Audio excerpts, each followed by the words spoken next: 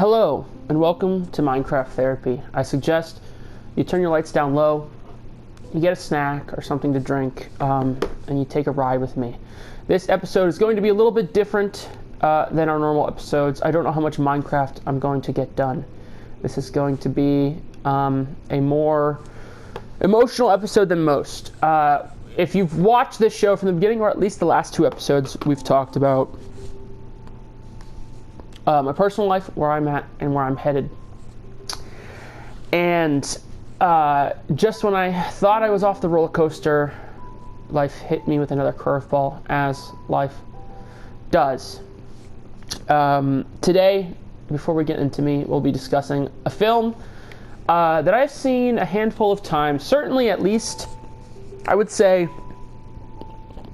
at least 5 times. And this film flashed into my mind today at random. Not today, sorry, but yesterday. It came to mind. And it's a movie I hadn't thought about in a long time. Everything Must Go. I was waiting to say the title, but obviously it's in the title of the video, so Everything Must Go, starring Will Ferrell. This film, now, it's something that I remember watching quite frequently when I was much younger. I want to say in high school, when I was very young. And it popped back up in my mind recently, and I thought this is, for me, like someone might listen to a sad song, I like to watch a film to express myself. Not to express myself, but to feel my intended feelings and to let things go, or to experience things, or to experience my pain. I am a big believer in not burying things down. I do believe you must feel things to let them go so you can move on, and I'm pretty good at it. Everything Must Go. I will talk about myself as well, but because I will tell you I am drunk, this is our first drunk episode of Minecraft Therapy. It will not be our last, but it is our first. Let's look over at this snowy mountain range we've seen many times on this show, and I'm going to read a synopsis/review from Dan Abel is the name. Dan Abel, or Abel, A-B-E-L, on Letterboxd, which is my favorite movie review site to use. Everything Must Go. 3 out of 5 stars, which if you do that by a 10 scale, that's a 6 out of 10. They gave it a heart as a favorite. And I like that it says here when they watched it December 30th, 2021. So around the holidays. They said, Nick has busted his ass for the company, but in that same time, he also became an alcoholic. When the company finally has enough of his exploits, they decide that the years of positive numbers and success are not enough to balance the liability he creates when he's on the sauce. Depressed, he goes home only to find his wife has left, changed the locks, and left all of his possessions on the front lawn.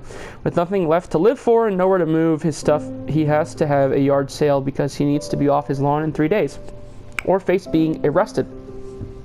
Everything must go. I will interject at the end of that paragraph to explain he is an alcoholic in AA, and his sponsor has told him that legally he cannot hold a yard sale, even though he's not holding a yard sale. Of his wife has thrown all of his items out in the front lawn, that he must remain, or that he can only remain on his front lawn, sleeping on his front lawn, with all his possessions on his front lawn for 5 days maximum before it is illegal in the state of Arizona, and he would go to jail for breaking the law. The next paragraph. A Will Ferrell film about an alcoholic? Count my ass in all day. It sounds like a recipe for a hilarious comedy, but this one is more of a deep thoughts affair than a lolfest. Everything Must Go is a showcase of what Will Ferrell can do in something outside of his normal shtick. His character, Nick, is a guy who has hit rock bottom, and it's not in humorous fashion. It's actually quite sad. His wife seems like a total asshole until the plot unfolds, and we learn that things are much more complicated than that. Nick is a flawed man, and even though you may feel bad for him, he brought his plight upon himself, and now it's up to him to pick up the pieces and straighten his life out. Everything Must Go was released in 2010 at the tail end of his prime, and unlike most of his earlier stuff, it is a more wholesome, albeit somber tone. Nick's relationship with a lonely kid looking to learn how to play baseball is the kind of shit that makes a film like this a little better. What it lacks in laughs, it makes up for with smiles. It's the time-tested tale of a man who needs to hit rock bottom to find out who he needs to be, as well as the impact he has on other people other people's lives while on that journey. Powerful stuff. The great Glenn Howerton, also known as Dennis from the best sitcom on television today, It's Always Sunny in Philadelphia, plays shitty colleague Gary. We all know a Gary. He's the guy at work that everyone hates. The guy that flaunts his position and has no qualms with hurting those around him to cement his spot. Howerton nails it. We're also treated to a Laura Dern alert, and I guess now I know that my weird crush on the 80s, 90s Laura Dern also applies to the 2010s Laura Dern. She plays a small role, but it's a good one that leads to one of my few complaints. Her plotline goes nowhere. She's perfect for Nick, and yet we never get that cup of coffee. An extra 10 minutes allocated for that scene would have been nice. They dropped the ball with that one. Everything Must Go is something a little different in Will Ferrell's filmography, but like much of the rest, it's a good one. Just don't expect one of his typical comedies. This is the only film helmed by director Dan Rush, and it's a shame because I'd love to see more of what he can do. Check it out. I'd love to know Pabst Blue Ribbon's kickback from this film. Pabst Blue Ribbon is the beer of choice for Will Ferrell's character Nick, and you see Pabst Blue Ribbon in just about every scene until he sobers up. He's clearly drinking that. And to touch on him speaking about Laura Dern's position in the film, if you have watched this movie already, or if you plan on watching this afterwards, or if you plan on watching the film before listening to this episode, wherever you may do, Laura Dern's role, in my opinion, is perfect how it is, and that's where I'm at right now. I need to. When I originally started the podcast, I had wanted to have. Was I going to make this the top floor? I think I was going to make this the top floor. Let's make this the top floor. Okay. When I had begun the podcast, I was saying in the first 2 episodes, I think it was just the first 2 episodes, I would say, we're going to watch this movie next. We're going to do this next. Because I would like, kind of like Sardonicast, I would like people to be able to watch a film ahead of time so we can have a discussion about it. But I don't know within a week's time what I'm going to wind up feeling like watching, and I think it's best to watch films as you feel like doing them. Of course, it's different to be part of a film club. You could call this a type of film club. I enjoy Sardonicast, obviously, as one option, or even Quentin Tarantino's film podcast as a film club, like a book club, where, ahead of time, we're going to watch this and talk about this, so go watch that film and we'll discuss. Of course, that's awesome, and maybe one day we'll get there. It's not like I'm opposed to it. What I would like to do. If you watched our last episode, we had Chairman Meow9 recommended Ari Aster in general, so we watched Beau is Afraid. And talked about his other films a teeny bit, which I'm not opposed to rewatching. Not Beau is Afraid, but Ari Aster's other films in the future and talking about them. But essentially, yes. Once there's a following, once there's a community, I would like to do. And I've mentioned before, if anyone comments on the video and says watch this movie, I'll watch it and we'll do an episode where I discuss that film 100%. Right now, we don't get much comments. Chairman Meow was the first person to comment on this series. Moving on, but anyways, yes, my life is not very good right now, and I will speak a little bit about it because I use this Minecraft therapy. If you're new here, I use this show as a place for me to discuss, and discuss myself. I need to talk, and something about recording yourself speaking. I think it's good therapy for anyone, even if you're not posting it. Record yourself talking like you're doing a show. And you will find a weight lifted off your chest. You'll feel much clearer and level-headed afterwards, I promise you. Anyways, Laura Dern's character in Everything Must Go. Nick, Will Ferrell's character, is an alcoholic, and he's, as I stated before, he's living on his front lawn for 5 days. The movie takes place over 5 days. He's living on his front lawn with barely any money, scraping by, drinking beers, and just kind of being miserable, just when something.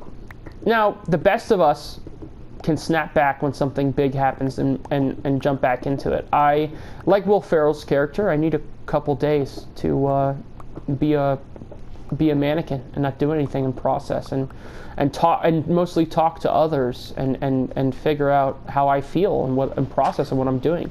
I don't move on very quickly. I don't think so. At least when big things happen, honestly. But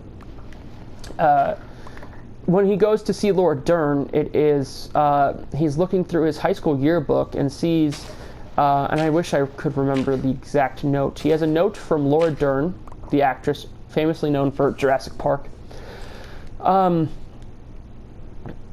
Something to the lines of, you know, just something nice about him, or saying maybe she I can't remember, but saying she likes him, or that he's a good guy, something of that stature.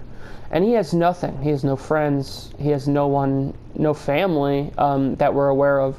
He has no one to talk to. There's no one he speaks to.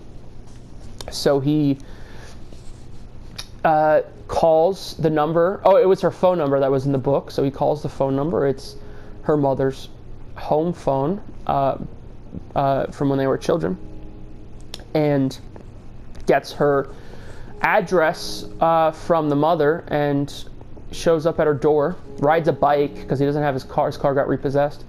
Drunkenly rides a bike to her door, right? And it's a very awkward scene. And this is one thing about this film, is that I think it's a great film, but it's not. It was someone's only directorial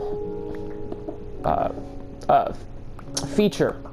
Yeah, and you can tell it's a low budget. It was $5 million, which is still good, and I'm sure that's because Will Ferrell was attached. $5 million. It only made $2.8 million, so it was a failure. But it is a great movie. Oftentimes, when you have a good movie like this, not a movie that isn't Endgame or something. It's not something like that's going to print money, or it's not a Tarantino project, but it's still artsy and stuff, or has something to say. It's still going to end up. It's going to end up not making money and seen as a failure, even though the people who do watch it will love it. Case in point, myself. He goes to Laura Dern, and it's very awkward, and it's clear to her, thank God for her character, just is someone who's there in the moment that needs to be there. This is how life works out. You ask and you shall receive. It's true. The squeaky wheel gets the grease. So he went to go find whoever he could speak to, and I found myself in a similar situation, and I will explain at least why this. Not that this scene is not written or shot perfectly. This is not groundbreaking filmmaking, but if you're in a similar situation as to where I'm at, it may. Hold on. Take a little sip of the Bud Light there, baby. It might help you. He shows up at her door, and he says, it's Nick from high school, Nick Halsey. And she says, okay. She's, not weirded out, but confused, like, okay. How did you find me? Why are you here? What's going on?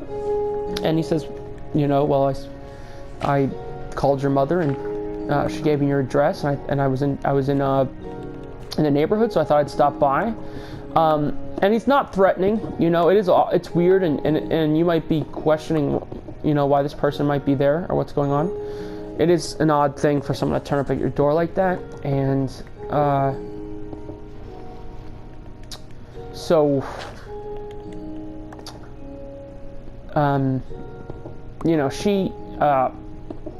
he does this thing where he kind of looks off in the distance, a little lost, and she kind of pulls him back, and that is how the scene is. So she pulls him back, and it's like, well, how about she says, I was just cooking dinner for my kids, and I'll bring their food out, and we'll sit out front, and you and me can catch up. Which, of course, so she doesn't want to invite him into her home because it is weird and unexpected, but let's sit outside and catch up. And they sit and talk, and she says, are you married? Do you have kids? And he says, oh, I'm married, but I don't have kids, whatever. Small talk stuff. And, she brings up, she can see that he's upset, and it's good on Will Ferrell, because I do think Will Ferrell can act. You don't see him in a lot of dramatic roles, but you can see he's holding back tears. He's emotional. Even if they use eye drops for that or something, it looks good and believable and stuff. So I have a lot of, sorry, just from the beer I'm burping, I have burps stuck, and that's why I'm having issues speaking. So you know, the hiccups, whatever that you get when you drink. So I'm sorry guys, I'm just trying my best here. So she says, you know, when we were teenagers, we were at a party in high school, and she said that she had dyed her hair pink. It is a weird story. I mean, she said she dyed her hair pink, and some guy at the party wanted to get the dye out of her hair. So he dunked her head under the water of a pool. And he didn't think it was funny. She said that him, Will Ferrell's character, Nick, you know, was telling him to stop, and he wouldn't stop. So he knocked him out, punched him, and threw him in the pool, kind of thing. And he said that she said that Will Ferrell gave her a ride home while his girlfriend stayed at the party and hung out. And that was it. Nothing happened other than that. And she said, you know, you're a good person. You have a good heart. She said, do you remember that happening? And he said no, because he was drunk. He's a blackout drunk. I mean, obviously, since he was young, he drinks and he blacks out and forgets. I'm fortunate enough that I don't really black out like that, unless I'm like really, really drunk. But I do drink quite a bit. I don't think I've talked about it on this podcast. I wouldn't consider myself an alcoholic or anything. But yeah, I drink as well, but I've never blacked out like that. But, you know, apparently he blacked out and doesn't remember it. But took her home and just dropped her off, you know? And that she thinks he's a good person. And that was what he needed to hear. He started getting emotional and stuff. And I only bring up this anecdote and tell this part of the film. It's a very small part of the film. It's a very, in my opinion, inconsequential, and, you know, it's like a couple minutes. It's like 5 minutes, maybe less. It's not a big part of the movie. It's not the majority of the movie. But I bring it up just because of what that person was saying in that review synopsis there, Dan Abel, I believe it was. Just to give my take on that. And to connect with that scene, I did like that scene rewatching this movie. I just watched it right now as well. Usually when I do an episode, I have watched the film recently that I'm speaking about, but I did just sit here and have like 5 beers and watch that movie. So I did just watch that movie. And you know, to get into, I usually start with me first and talk about me and then get to the movie, but this movie was perfect, just because of the situation to weave into my own personal goings-ons. I've talked about recently on here about my issues with my family, my mother, things like that. My mother being an alcoholic, and clearly, I mean, I don't consider myself an alcoholic. Alcohol has never affected my life negatively. It's never affected my relationships negatively. I've never acted out or done anything. When I drink, I'm a loving, thoughtful drunk, like I am now. I just want to talk. I just want to speak about emotions. You know, I'm not hitting anybody. My mom will get upset and hit and scream and be vitriolic. I'm not like that. You know, when I'm drunk, I want to enjoy art and I want to dance and I want to talk. And that's what sucks too. I mean, I know it's alcohol, so, you know, you fall in love with the feeling of feeling so loose and being artsy fartsy and all that shit. But I lost my train of thought. But all I'm saying is, or what I'm getting to is, there's the issues with my family. And I wasn't speaking to my mother, and I really wanted to move on from that relationship, and I tried my best, and not to cut her. I wouldn't cut her out, but to downsize the role that relationship plays in my life, where I was trying to spend time weekly with her and have a close relationship with her. I thought, well, it's best to take a step back and not be too close to her, and have a passive relationship with her, where I still care about her, obviously, but I don't want to be involved day to day with her. And completely, and I'm not going to say that I'm a saint and I'm not at fault of anything, but definitely completely unexpected to me. I had spoken about on the last episode of the podcast about having to go to my fiance's mother's funeral coming up soon. I said there wouldn't be an episode this week because I'd be out of town for the funeral. And 2 days before we were meant to leave, today is Wednesday, which is the day she went out of town. We were meant to go together. She came home from work Monday and told me she wasn't in love with me anymore. And I've had a lot of relationships. I lived with other women before. And this wasn't a fight. There was no argument. There was no screaming. There was no yelling. I didn't cry. She cried. And she told me she didn't love me anymore. And yes, I think that I wasn't emotional because of shock, and I immediately went into survival mode and trying to figure out, you know, how to deal with the situation. I also do best speaking about emotions to strangers and to myself, like doing this podcast, or if I go am socializing with strangers, and like I guess you would call it trauma dumping, I guess. It is hard for me to speak emotionally with someone I'm close to. For them, well, maybe, I don't know, for them, I wouldn't say someone I'm close to, but someone, I would say I'm guarded. It's if someone I feel like could hurt me.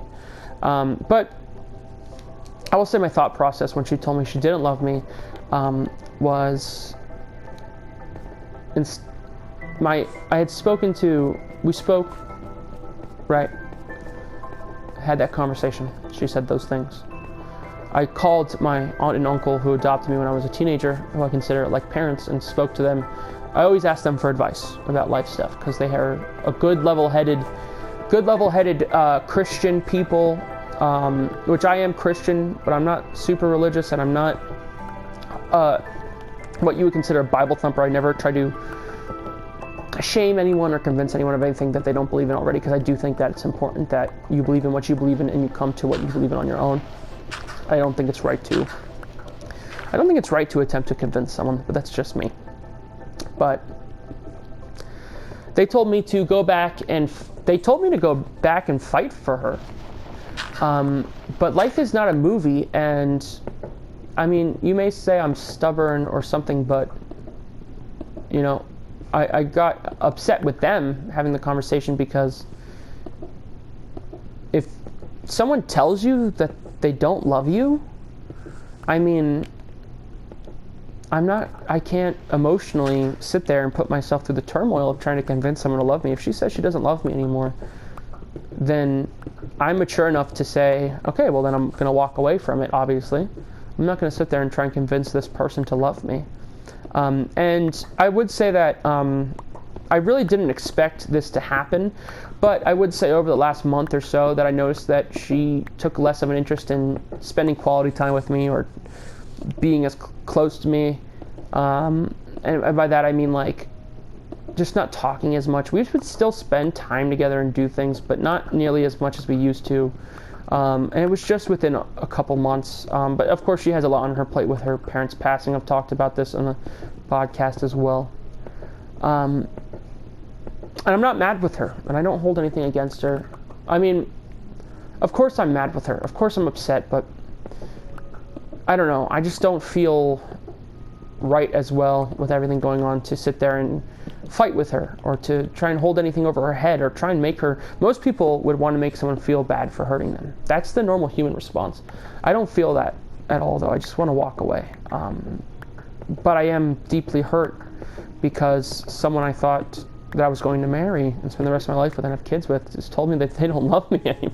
They told me they don't love me anymore. So, and I don't know what's more fucked up, that I don't know. I am so used to...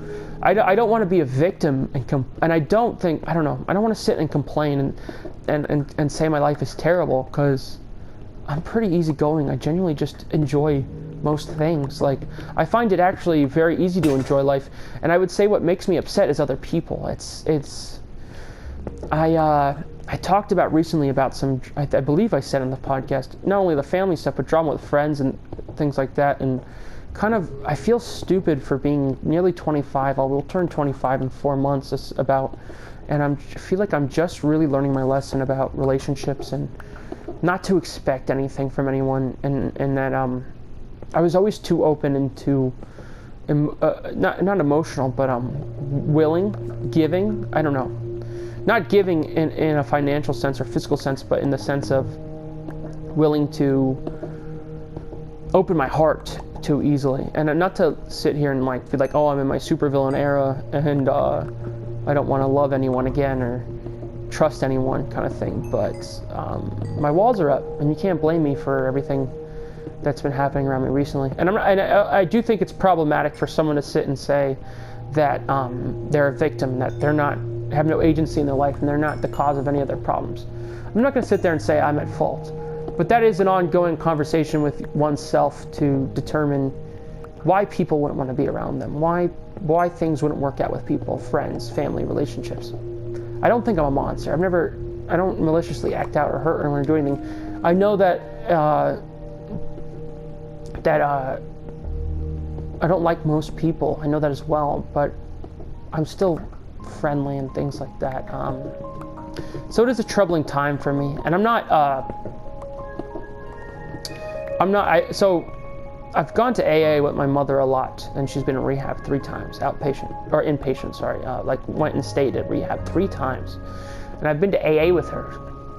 I went to AA with her for 2 years to make sure she would go, and she still drinks. But when we would go and she was sober, I learned a lot from those, you know.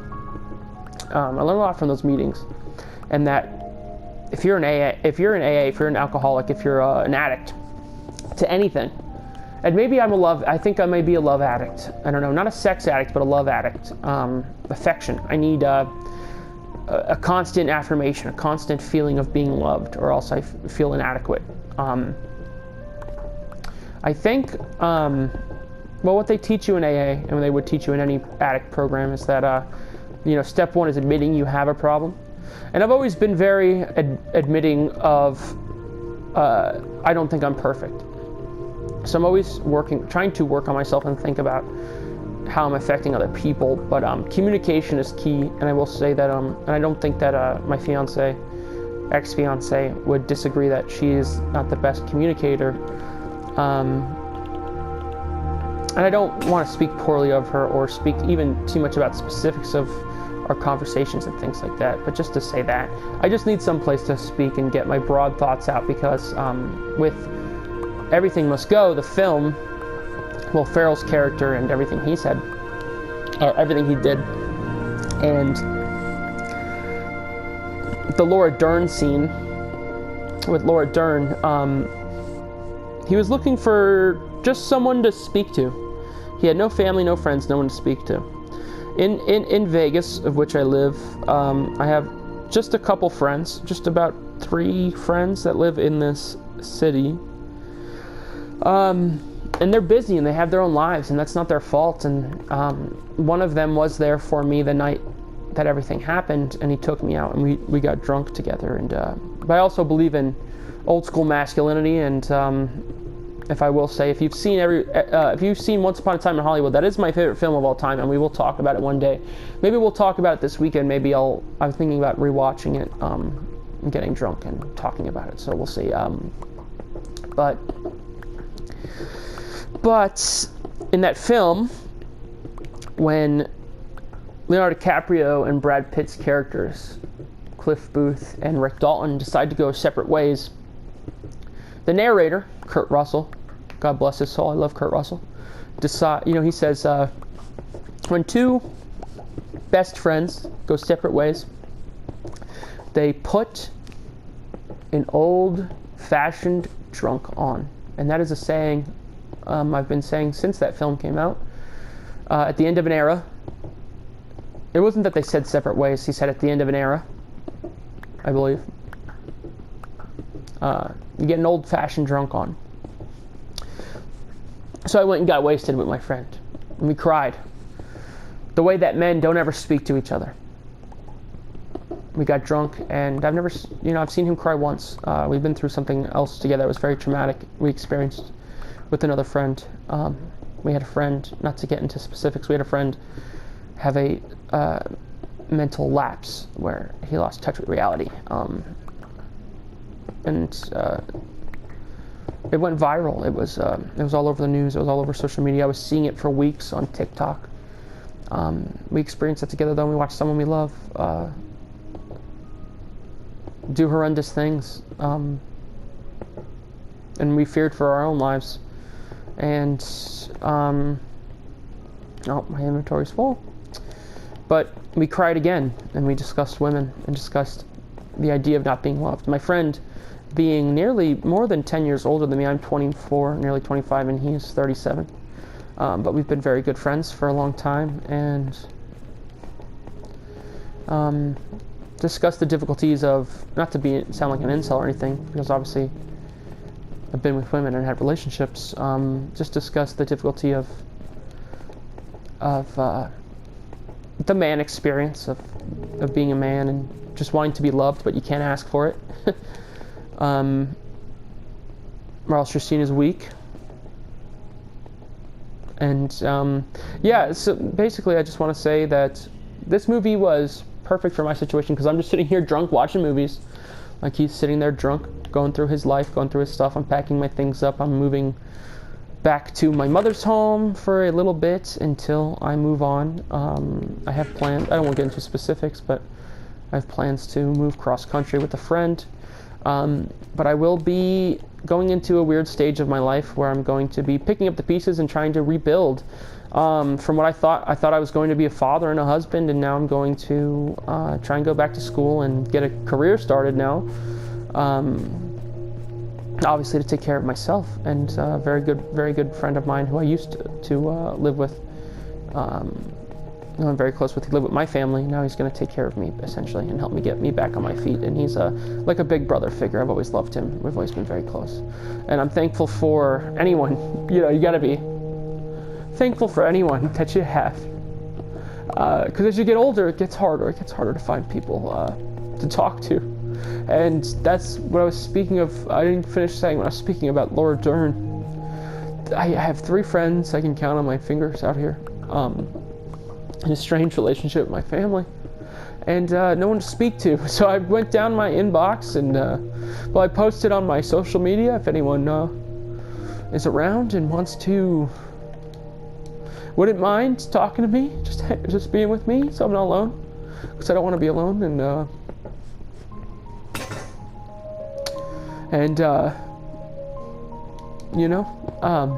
I said, if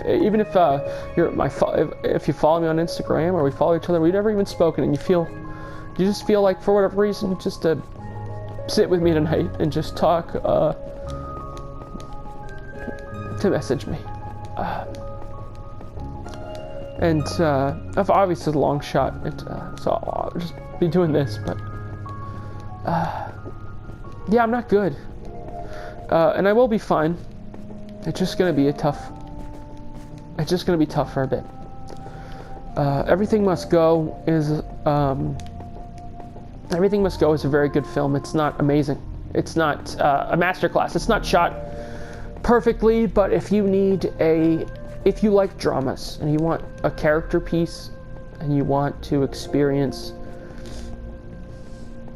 just a human story, I would highly recommend the film. I haven't seen it in a long time. It was really nice to watch it again. And I enjoyed my time with it. I put it on my Modern Classics collection. I give it an 8 out of 10. And I think that its true value, is a 7, but it's an 8 for me. It's a personal 8 for me. I thought I had my shit straight and I was doing this correctly. Let me do it.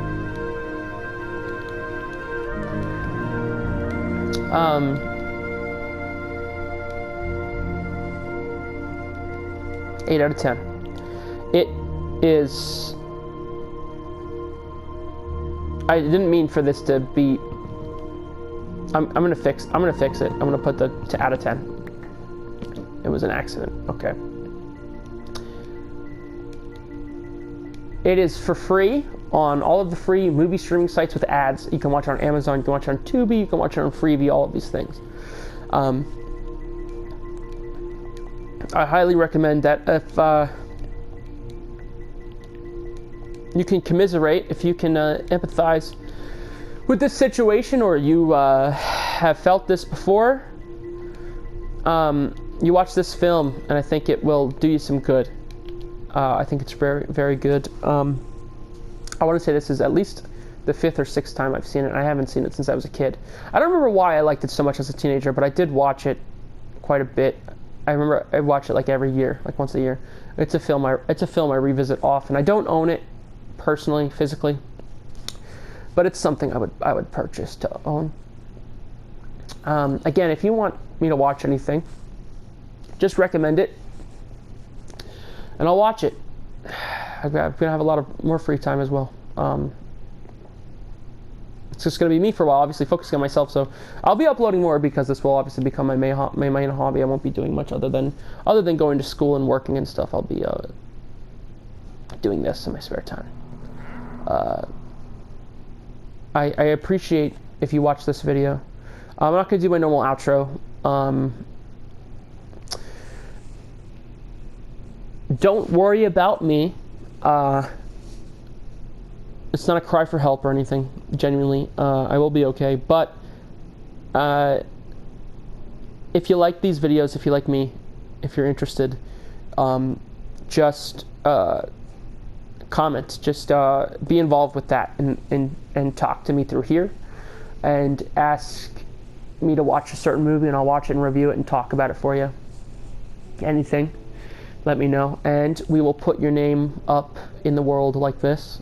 Like Chairman Meow, who I still think, I don't think he's seen this video yet, the last video, because I haven't seen him comment, but I hope that whoever this is, that they watch and see that I did that for them. I would like that to make it across to them.